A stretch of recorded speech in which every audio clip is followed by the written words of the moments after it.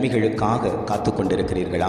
அநேக தரம் நான் கர்த்தரிடத்தில் பிரயாசப்படுகிறேன், என்னுடைய வாழ்க்கையில் எந்த ஒரு நன்மையும் கிடைக்கவில்லையே, ஒரு வேலை விஷயத்தில் ஒரு நன்மை கிடைக்கல, உயர் பதவிகள் கிடைக்கல, வாழ்க்கையில் ஒரு நன்மை கிடைக்கல, எல்லாமே தடைப்பட்டு போனது போல் இருக்கிறதே, நான் எந்த முயற்சி எடுத்தாலும் அது தோல்வியாய் போனது போல் இருக்கிறதே, நான் நன்மையை பெற்றுக்கொள்ள மாட்டேனா, என் வாழ்க்கையில் நன்மை கிடைக்காதா என்று பல கேள்விகளோடு தேவ சமூகத்தை நோக்கி பார்த்து கொண்டிருக்கக்கூடிய உங்களை பார்த்துத்தான் ஆண்டவர் சொல்லுகிறார், நான் நன்மைகளை உங்களுக்கு செய்வேன், நான் அதை நிறைவேற்றி தருவேன் என்று இன்றைய காலை பொழுதில் ஒவ்வொரு குடும்பங்களையும் பார்த்து ஆண்டவர் வாக்கு கொடுத்து கொண்டிருக்கிறார்.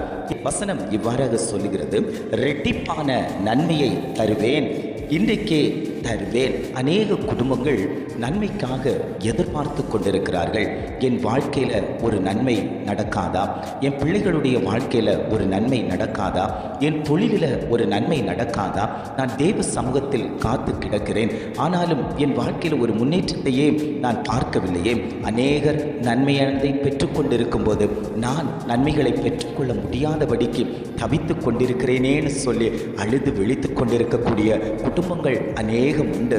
ஆண்டவர் சொல்லுகிறார், உன் நன்மையை பறித்துக் கொள்வதற்காக சத்துருவானவன் எத்தனை பண்ணி கொண்டிருக்கக்கூடிய நேரத்தில் நான் உன் குடும்பத்தில் உலாவி உன் குடும்பத்துக்குள் வந்து உன் நன்மைகளை பறித்துக் கொள்ள விடாதபடிக்கு நான் அந்த சத்துருக்களை முறியடித்து உன் கரத்தில் அந்த நன்மைகளை தருவேன் என்று ஆவியானவர் திட்டமும் தீர்மானமுமாய் குடும்பங்களை பார்த்து அவர் பேசிக் கொண்டிருக்கிறார்.